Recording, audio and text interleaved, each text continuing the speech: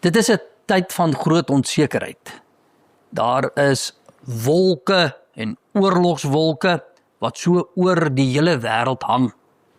En op hierdie oorlogswolke staan onsekerheid. En daardie onsekerheid filter deur. En dit filter nou veral deur in die vorm van brandstofpryse. En dit is konkreet. Jy voel dit in jou begroting, jy sien dit in kospryse en dit maak jouself uiters onseker. En daardie wêreldonsekerheid is nou onsekerheid in elkeen van ons se huise.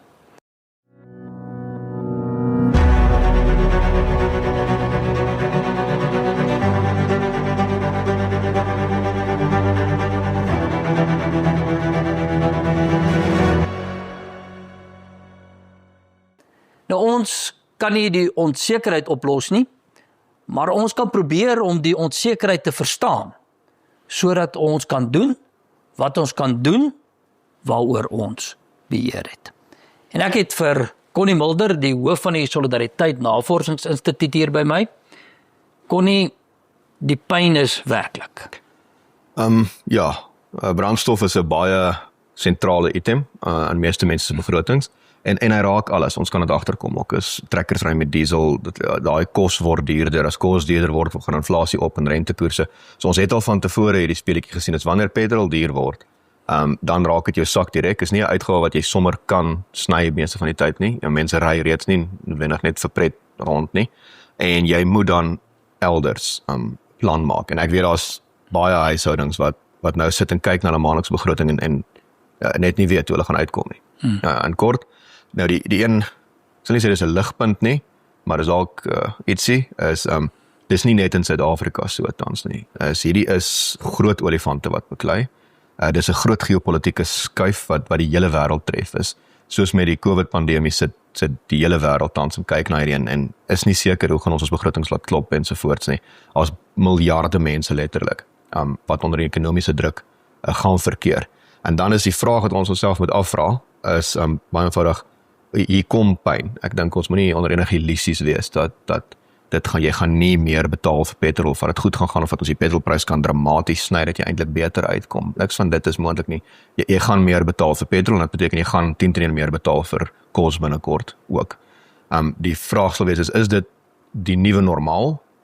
Is dit nou maar 'n ding wat vir ewig gaan aangaan of is dit 'n skok en dan kyk ons na herstel? Ons praat daaroor. Dit is 'n spesifieke insident wat hierdie petrolprysverhoging dryf. Dis oliepryse. En dit is grootliks as gevolg van die Iran-oorlog. Is dit so? Ja, dit is nie net grootlik, dit is net as gevolg van die Iran-oorlog en die straat van Hormuz wat gesluit is. So met ander woorde, die klomp olietankers wat nie kan uitkom en olie aan die wêreld verskaf nie, en dan jaag die pryse op. Nou die ironie is, dis nie as die wêreldse olie, maar die oliepryse word redelik wêreldwyd bepaal. So selfs al koop jy olie elders, daai olieverskaffer sit nou met luister, maar ek kan aan iemand wat van die Midde-Ooste af olie kry teen 'n hoër prys verkoop, so ek gaan jou net daai prys vra. So dis wat min of meer hier gebeur het, dit is die oorlog en is Iran wat die straat van Hormuz gaan toemaak en die FSA wat nog nie regtig oplossings gekry het om die straat oop te kry op 'n manier nie, maar dis nie net hulle ding nie. Nou is die vraag dan, kyk ons hier na 'n 10-15 jaar Afghanistan situasie waar olie net $160 na $200 'n vaatjie bly, wat beteken petrol gaan nog 'n keer verdubbel, ons R40-50 'n liter vir die volgende 10 jaar, of is hier die korter termyn ding wat dalk oor die volgende 3-4 weke uitgesorteer is, en dan gaan die olieprys weer af, want Ons gaan nou 'n bietjie kyk daarna, ons gaan nou kyk wat sê Jaco Kleinhans vir ons daaroor, maar indien dit so is, dat dit tydelik is, dan is die kernaanbeveling wat ons vir mense maak is, moenie langtermyn besluite neem vir krisisse wat kort of medium termyn is nie. Presies net so, is as jy jou toon stamp, dan is die antwoord nie sit my voet af nie, dit is wag 'n rukkie dat hy herstel. En ek dink in hierdie geval is dis duidelik die aard van hierdie is tydelik. Ten spyte van wat almal sê, is daar geen aptyd by Amerika om Iran oor te neem nie. Dis nie soos wat Rusland met Oekraïne byvoorbeeld bietjie anders was, as ek wil die hele Oekraïne oorneem nie. En dit sê vir jou, Amerika het dit altyd gesien as ek kom in en ek bereik 'n paar doelwitte en dan gaan ek onttrek. Ek gaan nie daar bly nie. So die antwoord is moenie langtermyn besluite goed of sleg neem. Gegee die jou korttermyn finansiële situasie nou nie. Dis 'n korttermyn krisis. Bedoelende is as jy meer wou spandeer nou, moenie dit doen nie, maar moet ook nou nie jou huis gaan verkoop en nou na 'n woonstelletjie toe gaan. Want jy kan dit nie bekostig nie. Dis 10-1, 'n 4 na 6 maande pyntydperk op die meeste is my skatting. En dan herstel die wêreld gewoonlik terug na normaal. Kom ons luister so 'n bietjie as ons sê die oorlog is die kernrede. Kom ons kyk waar staan ons met die oorlog en spesifiek hoe sien ons gaan die oorlog uitspeel? Die moeilike vraag wat byna niemand regtig kan met eerlikheid beantwoord nie, is natuurlik wanneer gaan hierdie oorlog in die Midde-Ooste tot 'n einde kom. Nou ja, daar's verskillende scenario's waarna ons sekerlik kan kyk en dan kan 'n mens sekerlik ook sê dat daar 'n waarskynlikheid is dat die oorlog eerder vroeër as later tot 'n einde gaan kom. Waarom sê ons dit? Die rede is duidelik. 'n lang en uitgerekte oorlog in die Midde-Ooste sal natuurlik polities vir president Donald Trump van die VSA en sy party baie negatiewe gevolge inhou. Teen einde April is dit 6 maande tot die middeltermyn verkiesings in die VSA en Amerikaners wat toenemend daarop ingestel sal wees en stygende brandstofpryse is nooit goed vir enige party wat graag 'n verkiesing in Amerika wil wen nie. So daar is bloot druk op die Amerikaanse regering en president Trump om die oorlog nie lank uit te rek nie. Maar daar is natuurlik ook globale implikasies. Dit wat ons in Suid-Afrika hierdie week ervaar en aanvoel, stygende petrol- en dieselpryse, vrese oor tekorte in die volgende paar weke, kunsmistekorte wat begin ontstaan weens uitvoere uit Saudi-Arabië wat ontwrig is, gasprobleme reeds in sommige lande in Europa. Dit is die soort van dinge wat maak dat daar ook internasionale druk is vir 'n oorlog wat binnekort tot 'n einde moet kom. Ons het vroeër die week gesien dat Iran byvoorbeeld 'n suksesvolle missielaanval uitgevoer het op 'n olietankskip van Kuwait wat in die hawe van Dubai gelê het onderweg na China. So selfs die Chinese wat 'n bondgenoot van Iran is, word hierdeur geraak. So die meeste lande, vriende en vyande, wil hê die konflik moet so gou as moontlik tot 'n einde kom. So dis meer waarskynlik dat dit vroeër as later tot 'n einde sal kom. Die vroeër is daar waarskynlik 2 verskillende scenario's. Die later weet ons wat die scenario is. Dit is 'n oorlog wat stelselmatig eskaleer, verdiep, meer soldate, meer geld, meer wapens, meer vernietiging en oor 6 maande van nou af sê ons mekaar wat het hier gebeur en kyk na die skade in die Midde-Ooste aan ekonomieë en aan die globale ekonomie. Dit is die mees onwaarskynlike scenario op hierdie tydstip. Die 2 mees waarskynlike scenario's is die een van 'n byna voortydige skikking, waar die Amerikaners wel instem met die hulp van Pakistan wat tans bemiddel en ook lande soos Egipte, Turkye en Saudi-Arabië wat daarbey betrokke is, en instem tot voorwaardes wat waarskynlik die huidige regime in Iran in stand hou, ook sy beheer oor die seestraat van Hormuz bevestig en waarskynlik vir sommige van die golflande en selfs Israel oor in die toekoms uitdagings kan bied. Nou daar's baie grys areas natuurlik in so 'n potensiële ooreenkoms, maar daar is risiko's ook in 'n ooreenkoms wat so voortydig bereik word dat Iran eintlik meer sy sin kry as die ander rolspelers in hierdie konflik.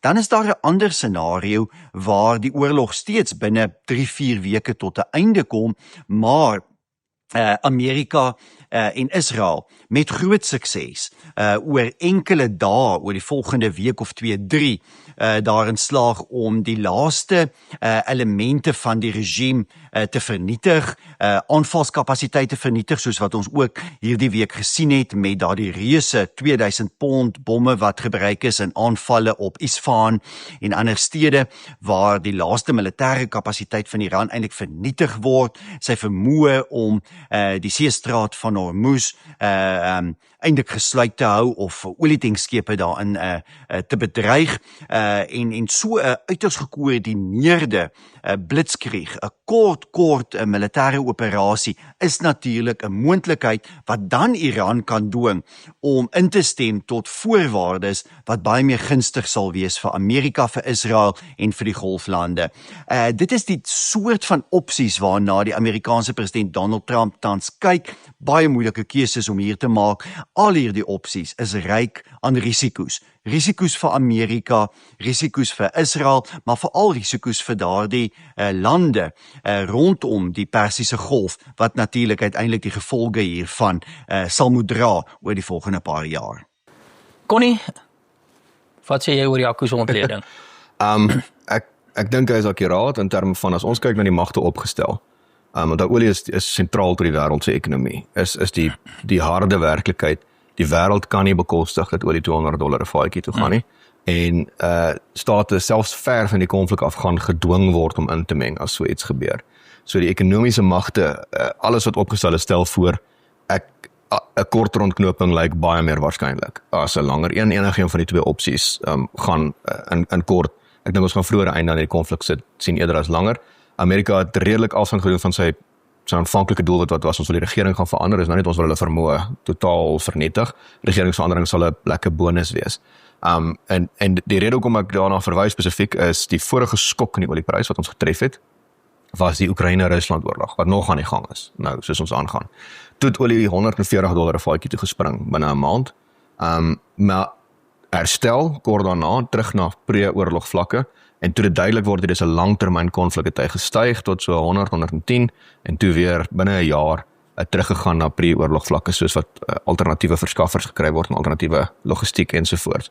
Nou daai is 'n langtermyn oorlog, wat op die meeste eintlik 'n jaar skok veroorsaak het.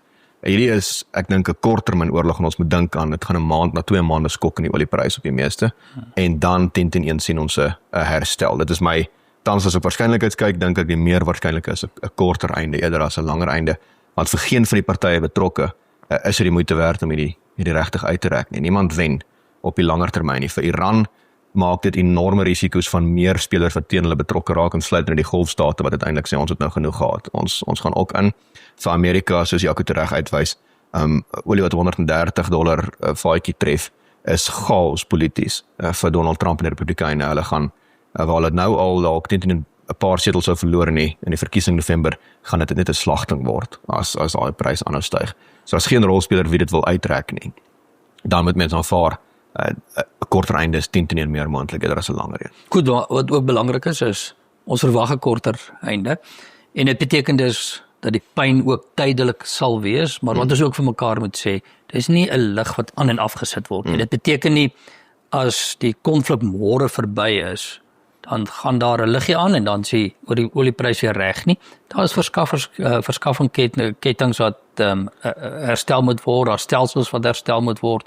So daar is 'n bietjie van 'n effek daarna, maar die kort en die lank is, die kern is, dis nie 'n sistemiese ding wat ons tref nie. Dit kan herstel. Wat ek nou oor wil gesels is net so bietjie, wat sê ons nou vir mense? Nou, ek het so 3 dinge wat vir my belangrik is. En ek wil hê jy moet dit dalk net hanteer. Die eerste ding wat ek dink is, beskerm jou werk. Beskerm jou werk is tweeledig. Die eerste een is, beskerm jou eie werk. Dit is solidariteit se werk ook, om mense se werk te beskerm. Daarom solidaritetslede, ons sal julle beskerm. Ons sal seker maak dat ons daar is vir julle. Maar daar's 'n tweede ding ook. En dit is dat werkgewers moet ook versigtig wees om nie nou vinnige besluite te neem wat langtermyn effek vir hulle kan hê nie. So dis die eerste ding is rondom werk. Die tweede een, beskerm jou begroting. En die derde een is, help mekaar. En dis die 3 punte wat ek graag net so vinnig mee sal wil afsluit. Ja, ek dink dit van daai om te begin by beskerm jou werk, maar ook jou werkers as jy 'n werkgewer is. Wat ons gesien het Januarie en Februarie is alle aanderings van die Suid-Afrikaanse ekonomie wat begin kop optel. Baie van die 'n privaat sektor oorname van staatsfunksies het nou is geformaliseer, of die weerstand het redelik weggegaan, die spoorweë, die krag, selfs water is daar sprake van. En dit beteken ons sit amper op 'n ekonomie wat wil opstyg. En toe kom hierdie korttermyn tydelike skok. En my eerlike gevoel is, ek dink groei is uitgestel, dis nie afgestel. Impliserende, jy gaan nou vir 'n rukkie, gaan die wêreld deur 'n moeilike tyd gaan, dis nie net ons nie, dis ook die voordeel is nie, soos alle ander tye was Suid-Afrika in resessie met die wêreld groei, nou gaan die wêreld bietjie ekonomies gedemp wees, want primêre energiekoste is op, maar oor 6 maande van nou af as die krisis opgelos is, dan in kort gaan die Suid-Afrikaanse ekonomie voortgaan op sy traject, dink ek. En jy wil nie dan in 'n posisie wees waar jy nie die kapasiteit het om dit uit te buit nie. So, wat ons sê, moenie langtermyn besluite neem gebaseer op 'n korttermyn krisis nie, geld vir werkgewers, maar ook vir werknemers. Dis moenie nou jou werk los en oorsee gaan werk of iets in daai lyn nie. Punt 2 is, beskerm jou begroting. Impliserende, kyk na jou eie gesin eers, maak seker julle is okay, maak seker julle kan dit maak. Kyk waar, as jy iets kan sny, wat kan jy bietjie vir 'n kort tyd sny, dis nie 'n permanente afgradering nie, dis ons moet net die volgende, ek sal skat, seker 2 na 3 maande van regtig hoë oliepryse, of met die lagging effek soos hy herstel, moet ons deurmaak. So beskerm jou begroting, kyk na jou eie gesin, kyk na mense, maak seker jy is okay. En dit vloei van self in punt 3 in, waar dan nou sê, as jy okay is, as jou gesin okay is, ons het 'n krisisfonds, wat vir situasies soos hierdie is, daar is baie gesinne wat nie is nie. Wat kyk na daai begroting en dit nêrens meer het om te sny nie, en wat regtig gaan moet sukkel met kos kry of skoolfonds betaal of iets baie elementêr vir hulle kinders aan die gang kry. Ons praat nie van rugby toere en so voort. Ons praat hier van mense wat regtig dit nie deur die maand gaan maak nie en wat nie nog skuld kan aangaan nie. In daai geval sal my oproep wees, en ek dink dit is wat ons gedoen het in COVID, en ek dink dis weer tyd, ons het in die 1920s dieselfde ook gedoen. Nou is die tyd om mekaar te help. As jou gesin okay is, beskerm jou eie begroting, beskerm jou eie werk, en jy kan enige iets ekstra vir iemand gee. Is nou die tyd, daag op met jou 200 soos in die 1920s, en help 'n ander gesin wat nou gaan sukkel. En dit is waar vir ons hier is ons kan nie baie doen aan die groot geopolitiese skuwe, wat gebeur nie. Ons kan nie Amerika ontmoedig om oorlog te voer nie, ons kan nie regtig die olieprys beheer nie. Hier kom hierdie storm, ons kan nie baie doen aan die wolke en die wind nie, maar ons kan seker maak, almal het 'n reënjas en almal kry sombrele, en dat ons daarom bootjies het vir die mense wat regtig in die moeilikheid is. En ek dink dit is as jy nou wonder wat jy kan doen, is ek seker die gesin is okay, as hy nie okay is, daar's plekke wat kan help. As jy okay is, daar's plekke wat gaan help. Jy moet net hulle gaan help. Die plek gaan dit nie doen sonder dat jy dit doen nie. Ons het ook 'n spesifieke noodfonds, die Solidariteit Beweging Noodfonds, wat deur die Solidariteit Helpende Hand geadministreer word, en ons sal die besonderhede gee, en as mense 'n bydrae wil maak om iemand anders te help, sal dit eenvoudig wonderlik wees. Ek dink die tyd vir dit is ook nou. Bring ons dan by die einde van hierdie potsending. Die kern van die boodskap is, ja, hier kom pyn, maar hierdie pyn is tydelik. Moet dus nie langtermyn besluite neem oor korttermyn pyn nie. En dan ons 3 belangrike dinge is nommer 1, beskerm werk, beskerm jou begroting en help mekaar. Op Solidariteit se YouTube kanaal is daar wonderlike inligting en nuus en video's, en natuurlik die potsending, die Solidariteit wêreld met al sy episodes is daar. Ons vra of julle volg Solidariteit se YouTube kanaal en wees ingelig.